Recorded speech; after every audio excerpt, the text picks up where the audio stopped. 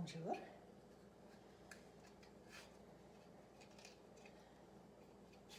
Nous allons nous préparer pour la prière. J'allume le cierge. Jésus est avec nous. La prière aujourd'hui s'adresse surtout aux parents. C'est bien important pour les enfants de voir leurs parents prier, leurs parents, leurs grands-parents. Vous êtes les premiers enseignants pour vos enfants et la meilleure manière d'enseigner, c'est d'être un modèle pour votre enfant. Alors, c'est à votre tour, cette fois-ci, c'est vous qui allez faire la prière avec moi. C'est une prière de la part des parents à Jésus.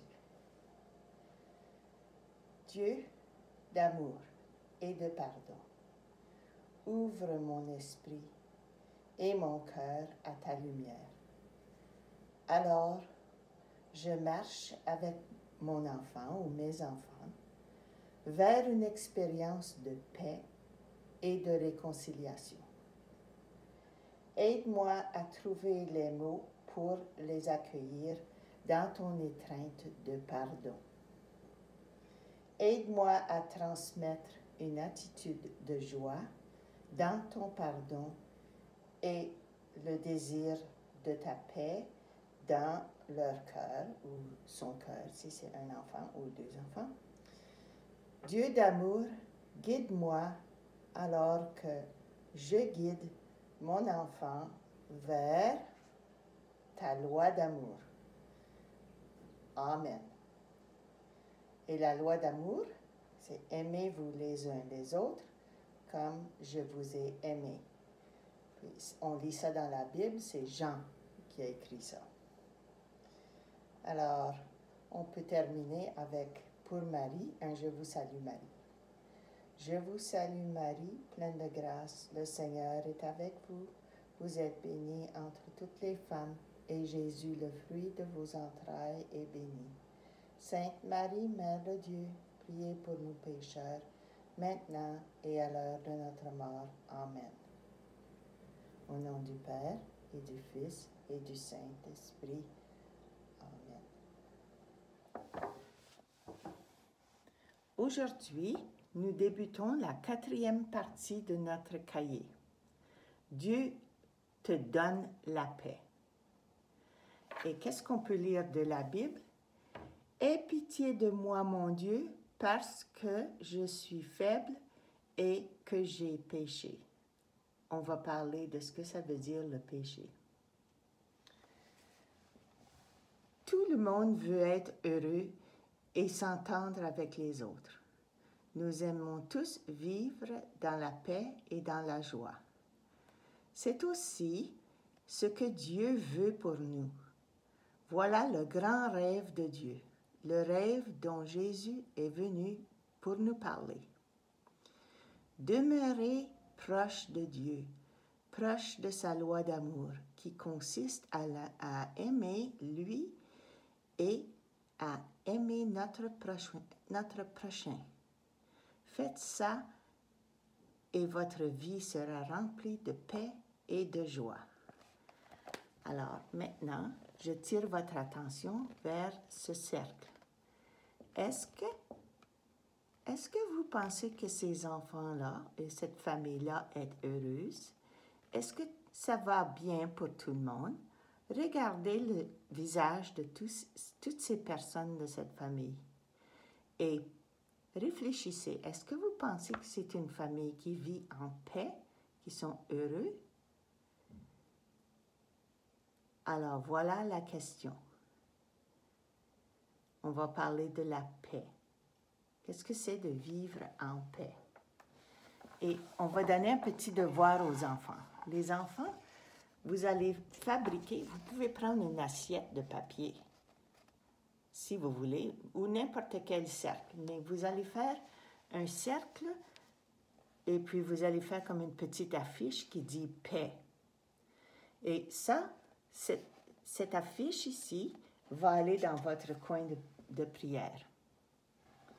Alors, P-A-I-X, Moi, j'ai pris un petit, en papier, j'ai pris un petit doily, un petit napperon avec une assiette et j'ai fait des lignes, des cœurs. Et vous n'êtes pas obligé de faire comme moi, là. Mais faites-le à votre manière. Mais faites-vous comme une petite pancarte qui dit « Vive la paix, la paix ». Alors, on pense à la paix que Dieu nous donne, surtout quand il nous pardonne. Alors, on va demander ça aux enfants. Pendant ce temps, les parents, on va parler de ce qu'on devrait expliquer aux enfants. Qu'est-ce que c'est le péché? Qu'est-ce qu'on dit aux enfants au sujet du péché ou qu'est-ce que nous, on devrait savoir? Le péché est une faute contre la raison, la vérité, la conscience droite. Il est un manquement à l'amour véritable envers Dieu et envers le prochain, à cause d'un attachement pervers à certains biens. Il blesse la nature de l'homme ou la femme et porte atteinte à la solidarité humaine. Il a été défini comme une parole, un acte ou un désir contraire à la loi éternelle. Voici quelques autres définitions du péché. 1. La transgression d'une loi religieuse ou morale, surtout lorsque c'est de façon délibérée. 2. Une désobéissance intentionnelle à la volonté de Dieu. 3. Une condition de rupture avec Dieu qui résulte de cette désobéissance. 4. Quelque chose considéré comme étant honteux, déplorable ou complètement mauvais. De quelle façon définiriez-vous le péché? Alors, il faut réfléchir à ça. Dans le livre de l'enfant, il est défini comme une action que nous faisons délibérément et qui nous détourne de Dieu et blesse les autres. Les enfants n'ont pas besoin des définitions théologiques qui précèdent. Il leur suffit de savoir que le péché porte atteinte à notre relation avec Dieu et avec les autres.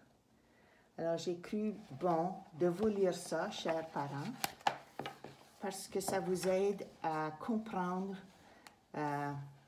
ce que vous pouvez transmettre à votre enfant au sujet du péché.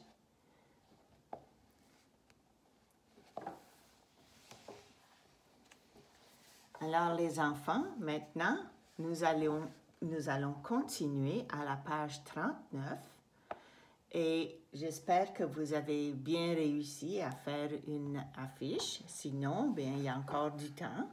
Prenez le temps qu'il faut pour faire une belle affiche que vous allez garder dans votre coin de prière. Alors, je tire votre attention à ce cercle qui est très différent de l'autre cercle qu'on avait vu. Là où on voit des gens qui sont en train de sourire, et peut-être que cette petite fille se moque de son frère, et son frère va peut-être être amusé de ça, mais peut-être pas. Alors, peut-être que cette petite fille est en train de blesser son frère. Mais peut-être que c'est pas sérieux non plus parce qu'on voit les parents qui sourient. Alors, c'est peut-être tout simplement une famille qui s'amuse ensemble. Mais si on regarde cette image, qui a un caractère complètement différent, les gens ne sont pas souriants. Dans cette famille, on voit qu'il y a du conflit. Ils ne sont pas en paix. Alors, lisons ce que ça dit sur cette page. Mais parfois, des événements se produisent et nous nous détournons de l'amour de Dieu. Que nous soyons petits ou grands, il arrive que nous faisons ou nous disons aux autres des choses qui leur font du mal. Nous prenons quelque chose qui ne nous appartient pas, ou nous trichons ou nous mentons, ou nous désobéissons à nos parents ou à nos enseignants, ou nous blessons les autres. En d'autres mots, nous ne suivons pas la loi d'amour. Nous faisons un péché.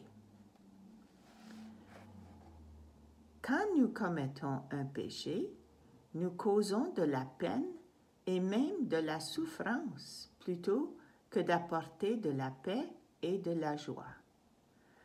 Voici ensuite aux pages suivantes des histoires pour montrer ce qui se produit quand nous nous détournons de la volonté de Dieu de reprendre l'amour autour de nous. Alors, est-ce qu'on répand de l'amour autour de nous quand nous sommes en conflit? Je ne crois pas. C'est souvent une cause de péché. Quand nous péchons, nous choisissons notre propre volonté plutôt que la volonté de Dieu sur nous. Dieu a un plan pour nous.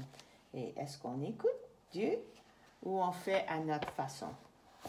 Alors, vous allez voir à la page 40, page 41 et à la page 42 et 43. Ce sont des histoires où il y a eu un péché, il y a eu quelque chose qui a blessé les autres.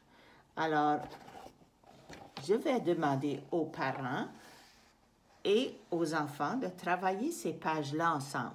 Vous allez les regarder, les lire.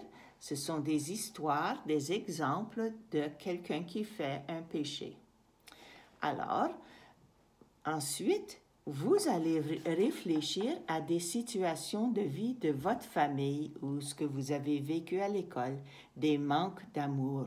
Alors, les enfants vont raconter des histoires aux parents et les parents pourront aussi raconter des histoires et parler de ce qui est un manque d'amour, un manque de suivre la volonté de Dieu.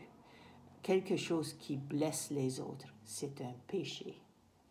Alors, je vous laisse avec ce devoir pour maintenant. Vous allez prendre un peu de temps pour parler de différentes histoires qui montrent qu'il y a un péché de commis. Alors maintenant, nous allons écouter une chanson qui est intitulée « Seigneur, prends pitié » et c'est une chanson de Robert Lebel.